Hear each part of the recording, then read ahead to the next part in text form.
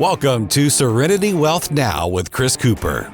This is not your typical financial radio show.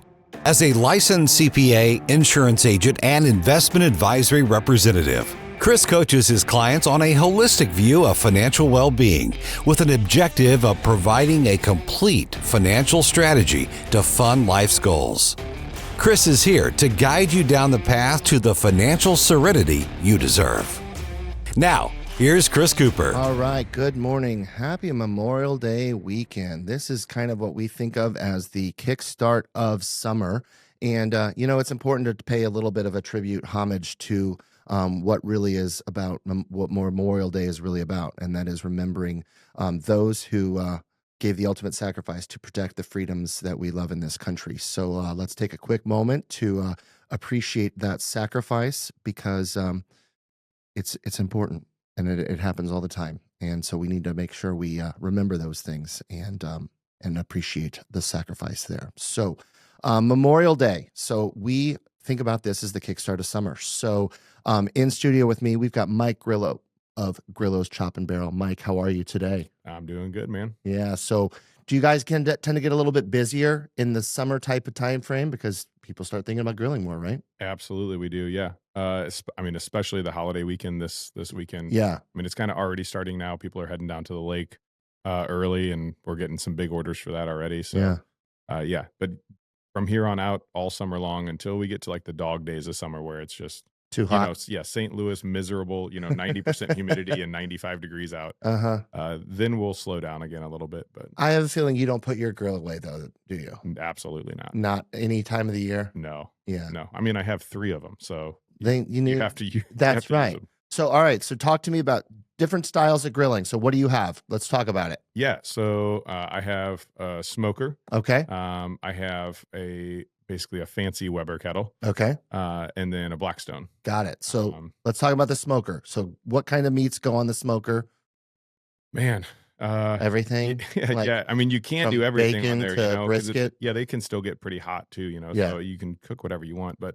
For the most part, I would say I'm doing things like, chicken wings, chicken thighs, tri-tip, brats on there occasionally.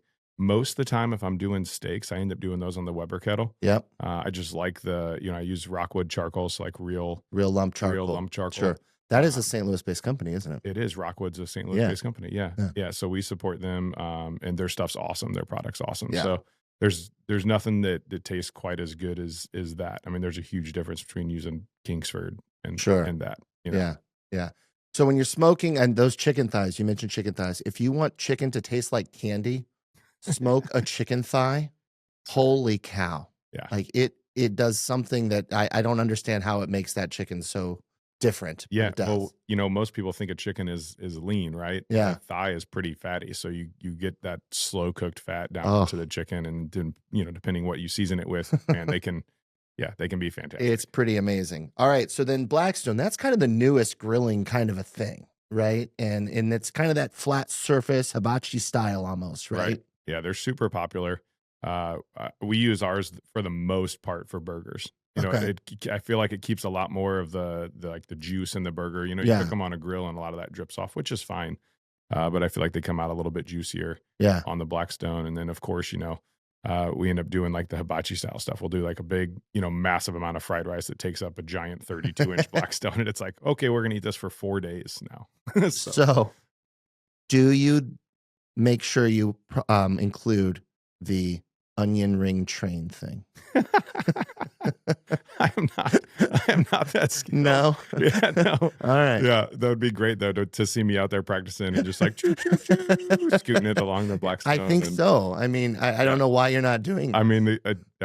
We have a 7-year-old and a 5-year-old. They would highly enjoy that. 100%. Yeah. Now I got to practice. I want to see the video. Right, absolutely. Absolutely.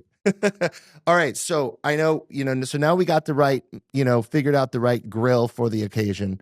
Let's talk about the meats, the quality of meats that go into it, right? Because there's a different level of grade of really probably every type of, from chicken to cattle and everything. But I know one of the things that you specialize in is a special type of beef. Right. Yeah. And so you're right. Yeah. There's different breeds of hogs. There's different breeds of chicken. They can be raised different. The thing we specialize in though is our beef, and we carry certified Hereford beef. Okay. um, and the biggest thing with that is that the supplier that we get that from sources all from local Missouri farms. Wow, So, nice. the nice thing about that is that cattle aren't stressed before they're taken to harvest, which makes a huge difference on the meat quality.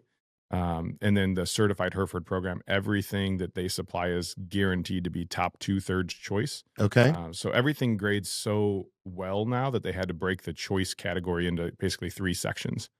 And above the top 2/3 is prime. Right? Okay. And then you get into the prime spectrum. And I would say 80% of the time that we're cutting something, it's grading prime. Okay. So the program for Hereford is top 2/3 choice or better. All right. And so 80% of the time is grading prime. So really, when you're comparing the Hereford top 2/3 choice against an Angus top 2/3 choice, there's just not a comparison. It would grade closer to what an Angus prime would. And the Hereford breed itself is bred to be a little bit more flavorful, a little more tender. Yeah. When compared to Angus. So when you're going into a grocery store, for example, just a normal big box chain grocery store, you have to look specifically for prime cuts in there to even have a starting point at a comparison. I would say so, yeah. Yeah, and that even then, it's not quite the same. It won't be. Yeah. No. And I can tell you from my own personal experience, and I've talked about this several times, I can get a New York strip from your place, and it has the same feel, texture, juiciness, and flavor as really a filet from a local grocery store. Right. They can be just as fork tender. It's incredible. As a filet is. Yeah. I mean, even our ribeyes, which, yes, they're marbled better. It depends how you cook them if they get just as tender. But, I mean, if you cook a ribeye right, it can be the same way, just fork tender, fall apart. Yeah. And, the quality is fantastic. I mean, we do a ton of fillets. This past Mother's Day, we did an absolute insane amount and sold out on Sunday. We couldn't keep them in stock. So, well, I did fillets over the weekend, and did the bacon wrap fillets, and they were outstanding. But the strips and the ribeye, all of it is very good. So, all right, now I'm going to admit something to you here, and I'm going to be ashamed while I do it, but especially with it being aired here. But last year, Father's Day, we went out and had a nice little time with our family out at Innsbruck. So bought some ribeyes, bought a bone-in tomahawk as well, so that my brother and I could, cook this manly big absolutely piece of meat, right? I didn't do it very well. I great, high quality, amazing piece of meat, and what did I do wrong? You just bombed it. I didn't. Yeah, I'm just gonna. And we learn from experiences, and we learn from our own mistakes, Mike. So, help me understand what I need to do differently for the next time I do this tomahawk, because there will be a next time. Yeah. So it's funny. We do them every year for New Year's Eve. We have a New Year's Eve party at the house. Okay. It seems a weird time to smoke something when it's usually negative. But something does it out, though? Not to me. It doesn't. But, no, man. So we do. The tomahawks typically are somewhere around like 3.5-ish pounds, give or take. And I'll put them out on the smoker somewhere around 225. Flip them around halfway, even on the smoker. And what's halfway? So if they're on there for an hour, 30 minutes. Okay. I'm flipping it. All right. And usually it's somewhere right around an hour and a half. All right. It depends how big total it is. smoke time. Total smoke time. All right. Yep. And then I'll have a separate charcoal fire going. All right. And get that thing ripping hot. And then I'll throw that on there for, 2 minutes aside, maybe. Gotcha. And get a good sear on the outside. Sure. And bring that internal temp up just a little bit more. Yep. And man, they turn out perfect every time. So I think that's my challenge. I think I went straight, trying to just go straight onto it was a propane grill because we were renting a place, right? Sure. So we didn't. You can't expect to have all your bells and whistles. That's right. And you can still do a good job with, just the standard stuff too. But, you can get real nice and fancy and make it even better. So, all right. So the thing is that lower temp, getting that middle nice and, cooked. Right. And so, the best thing about the tomahawk is that it's so thick. Yeah. It has to take longer to cook. Right. But in that case, it gives them the fat more time to settle through the meat Sure. and give it more flavor. And so that's where you want that, that slower cook time. Yeah. You think about it, it's not anywhere comparable to a brisket, but that's the same concept you're doing with a brisket, right? Like you want to give it tons of time for that fat to cook. You got to get the make time. it tender. Yeah. And that lower, slower cook gives you the ability to get that cooked thoroughly inside. Whereas if you go straight to the high heat, it's too big of a steak to get that. Right. Yeah. You would have your outside burnt and the inside would be like blue rare. Yeah. That was the problem. Yeah. We still ate it. It could have been worse. You could have burnt the whole thing through. Yeah. That would have been not as good. No, people do that too, and some people by choice, I think. I don't understand that. But I've messed up one before where it was like that. It was blue rare on the inside when I was first kind of experimenting with stuff. And so then I just cut the whole thing up into like, I don't know, in like 3/4 inch pieces, and then threw it back on the grill. There you go. Each side for like 30 seconds. And then they were perfect. Yeah, exactly. Like, well, that was an okay fix, I guess. Yeah, that would be a great little salad steak for your salad, right? Yeah. Tomahawk. That's not the way to do it, though, I don't think. It would be an expensive salad. That's right. That's okay, though, yeah, right? That's fine. Every now and then, especially when it could have been, ruined. Right. There's ways to salvage. Yeah. So, all right. So we've got the cooktop figured out. We know the right ingredients, and the quality of meat is obviously important there as well. Seasoning, right? We missed out on talking about some of the seasonings. You guys have your own seasonings, which I know are absolutely fantastic as well. Yeah, we do. I think we have 7 or 8 different seasonings that we carry our own special blends in the shop, and then we carry a bunch of other. I think 4 other variety of seasonings from different places around. They're all local. Yeah. So we try to support, as many local places as we can. Obviously, being a retailer, we get a ton of requests. We could have 50 different, seasoning blends in there. So, we carry a few different ones that we think are really good quality and that are different enough from what we carry. Sure. To give a little bit more variety. But yeah, there's something, dry rubs in there for everything you can think of. A good amount of barbecue sauces, if that's your jam. So, are you a big barbecue sauce guy? Depending on the meat, maybe. Yeah, I mean, like if we're talking like pulled pork, yeah. See, I do my pulled pork with a dry rub. I'm okay. Yeah, it's just me. I am a dry rub rib guy. Oh, so ribs, I love dry rubs. Yeah. A lot of people like sauced ribs. I love a good dry rub. One of my favorite places to get them is Rendezvous in Memphis. Okay. So every time we're down there, which we go down to do barrel picks in Memphis, usually there's a couple distilleries there. Yeah. And I'll go by Rendezvous, have some ribs, and then grab their seasoning that they only sell there in the store. Okay. So now that's a charcoal base, right? What's that? Rendezvous. Yeah. Yeah. Their Memphis style is much more of a charcoal base. Yeah. So, all right. So you brought this up. So I got to ask you. There's St. Louis style barbecue. Yeah. There's Kansas City style barbecue. We'll throw Memphis style in there. That's fair. And then now we got to throw the other one in there, Texas style. And then you got the Carolinas and all this other stuff. But I mean, I think that the Carolinas is probably 5th on that one. That's what I think. But, yeah, it's all different, man. Carolinas are a lot of vinegar based, sauces and stuff. Yeah, like that, mustardy too. Yeah, mustardy and that you lost me there, so I'm out. Right. Yeah, it depends what it's on. Sometimes those can be really good. Man, that's a tough one. Yeah. To pick out. They all have their place too, right? I would probably have to say KC. Okay. Overall? Overall. Yeah. And man, I don't know. I don't know where second would be after that. That's a tough debate there. Well, and we're kind of the hometown, thing too, with the St. Louis. You got some bias. Yeah, we do. I like to think St. Louis is very similar to a combination of the Kansas City and the Texas.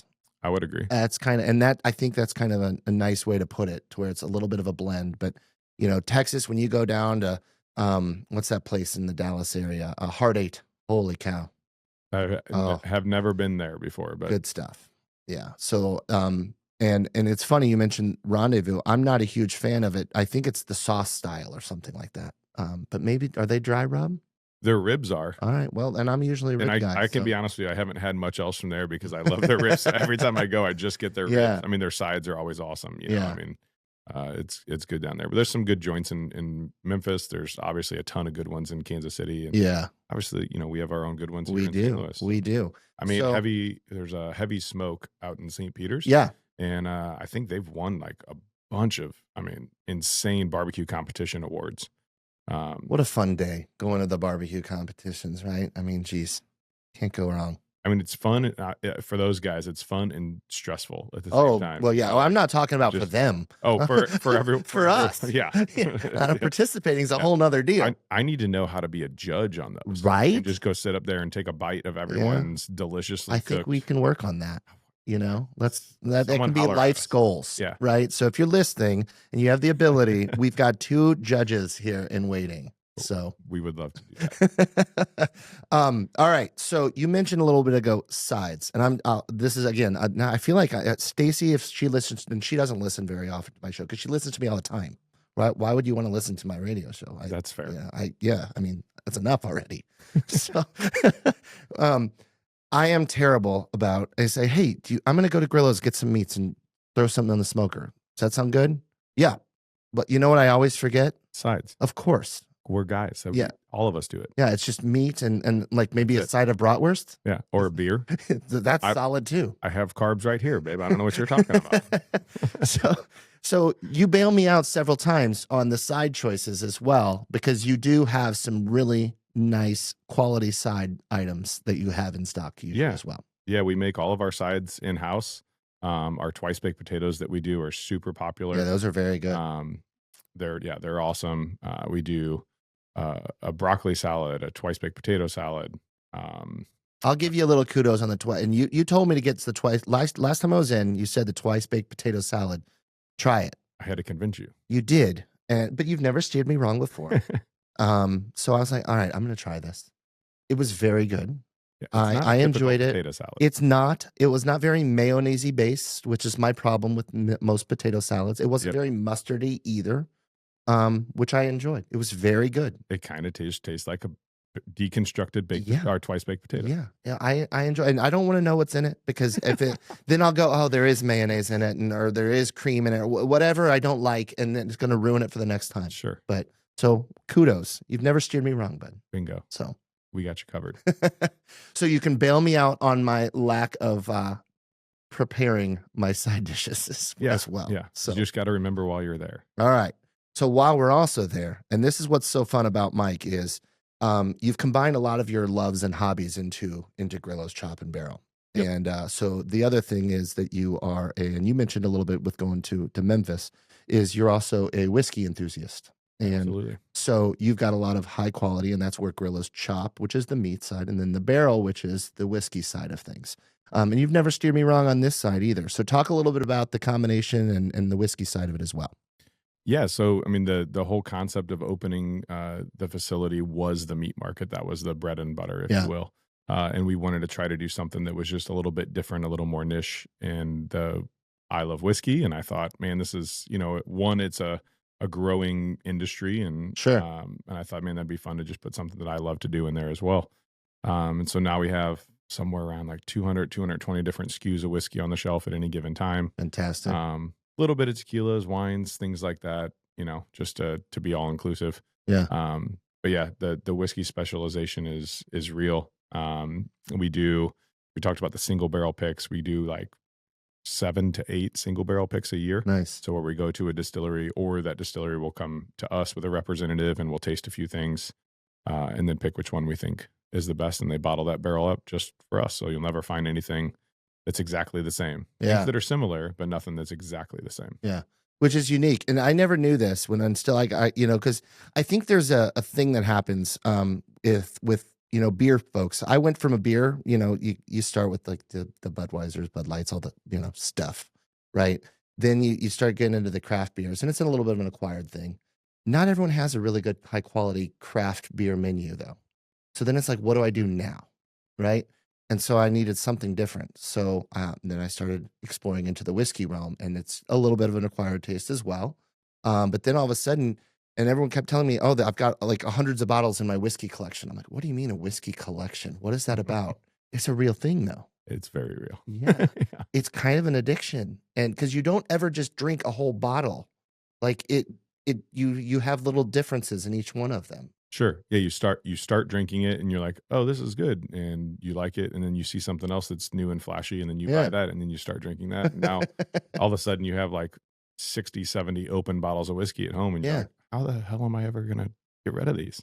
You do, maybe, or you don't. They just keep growing. It just keeps compiling. Yeah, and that's okay.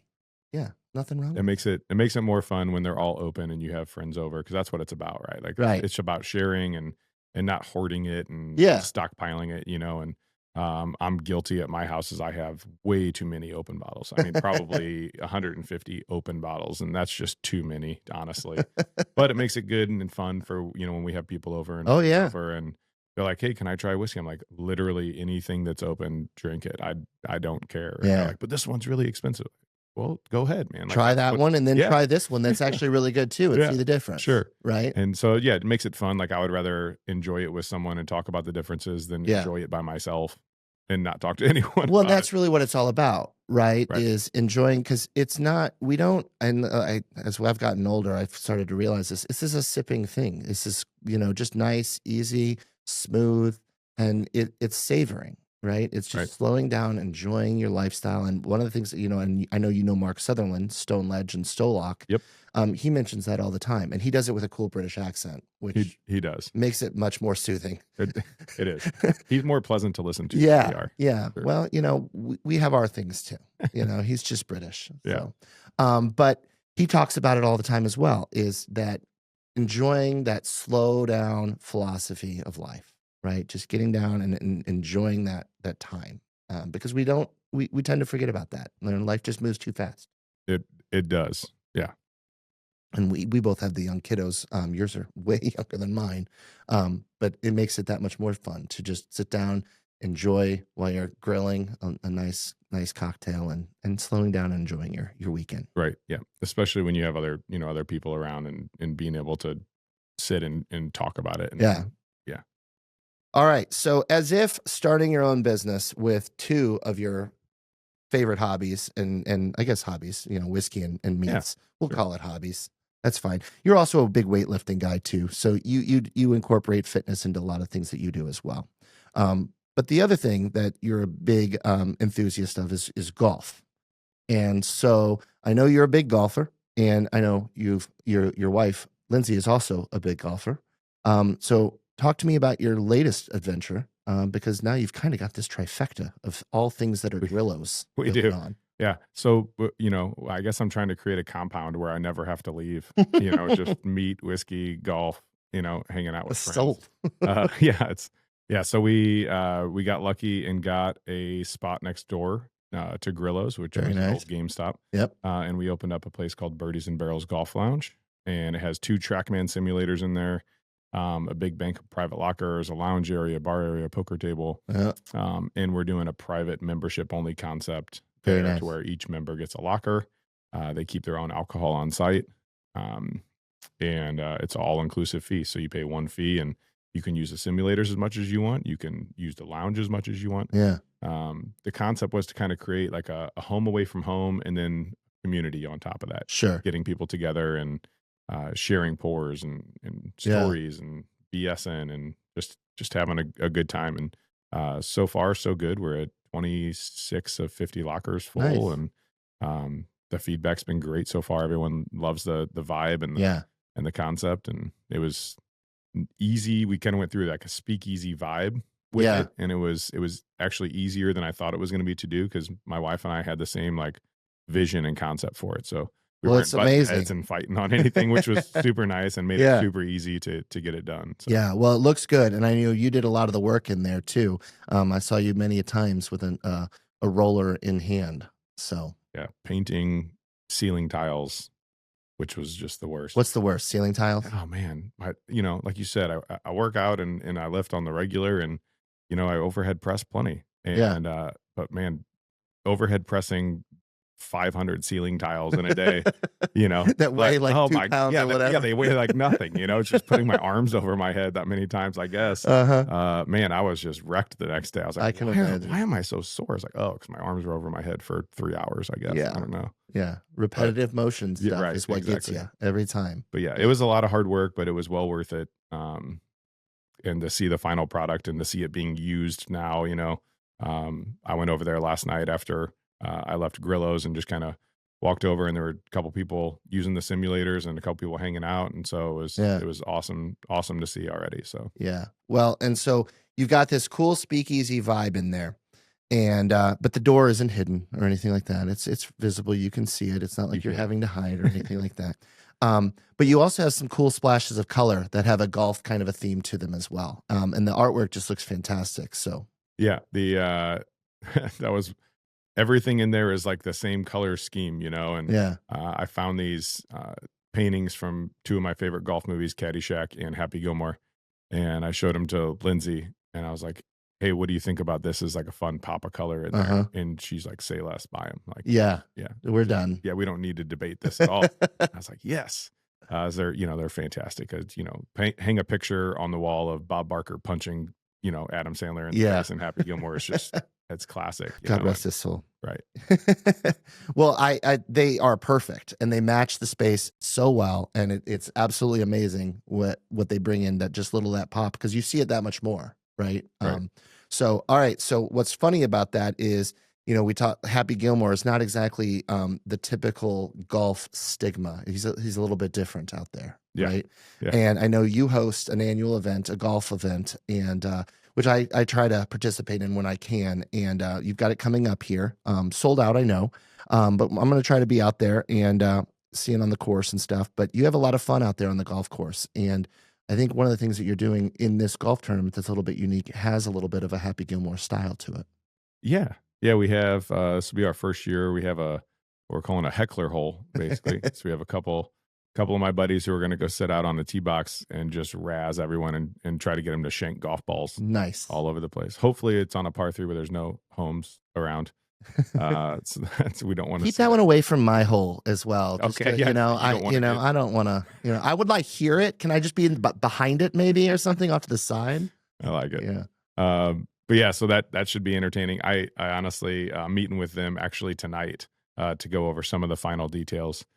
So I'm kind of excited to see what other nonsense they have in store. Yeah. I played in one a while back, and it was the same concept, but there was a group of girls and they all had like Nerf guns and other crap to like throw at you while you were swinging. And I was like, geez, this is intense, man. But yeah, the whole point of it is to raise money and to raise a little bit more and have fun at the same time. Right. Because golf can be a little bit stressful and a little intense, and it's nice to. Yeah. I mean, yes, it's a tournament, and yes, there's people out there that want to win. I feel like every year, even the people that want to win are still out there primarily to have fun. That's kind of how we run. Well, that's what it should be. I mean, golf, it's a hobby, right? And we're not doing this professionally. We should have fun. Right. So, yeah, especially in a 4-man scramble format. Like, just go have fun. Well, and I'm terrible at golf, and that's because I don't do it enough. But I also don't have the cool golf attire that you and Lindsay both have. I feel like there's also a fashion contest that goes into this with you guys. That's as fair. Well. I mean, every year I have to find a more obnoxious and louder shirt because every year there's like, where's Mike? And Lindsay's like, just go look for the guy in the obnoxiously loud shirt. You'll find him. But there's a couple of them out there that do this. I mean, you've got some competition. Yeah, more and more every year. Yeah, people dressing like jackasses. Like, I love that. Well, and I think that's one of the jacket. That's a Shooter McGavin. Rant, I think. Yeah, the guy that Shooter hired. Yeah. To yell at Happy. Yes. Yeah. Yep.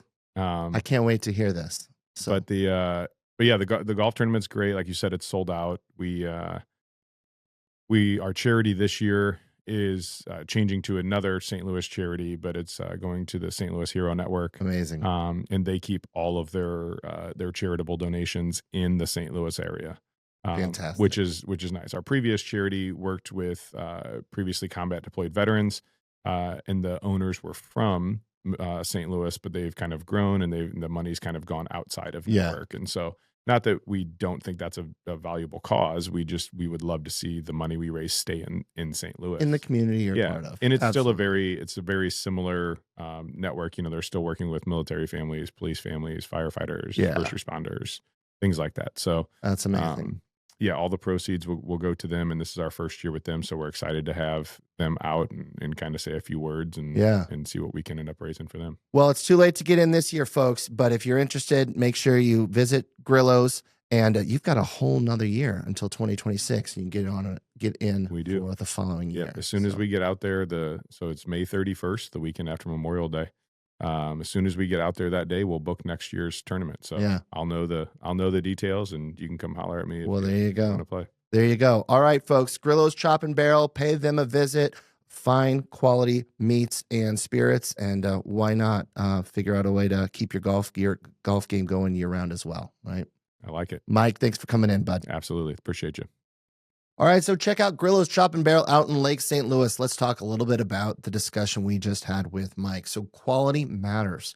When you're talking about food, the quality of the meat you put into your recipes makes a difference, right? It is what goes into your body and what adds the flavor to your meal. Those side dishes matter too, right? But you got to have that right main ingredient. You usually have to have a plan, right? A plan for in place in advance of what you're going to achieve, what you're looking to do, right? If you've got a ton of people there, the choice in how you're going to cook things make a difference, right? Hot dogs, hamburgers can be very easy. But what if you want to do something a little bit more complicated? It takes a little bit more time. You got to have the right tools in place as well, okay? Mike talked about all the different kinds of grills he's got, right? Those grills are your piece of success as well. You've got to have all these pieces in place in order to make sure you get the right results, right?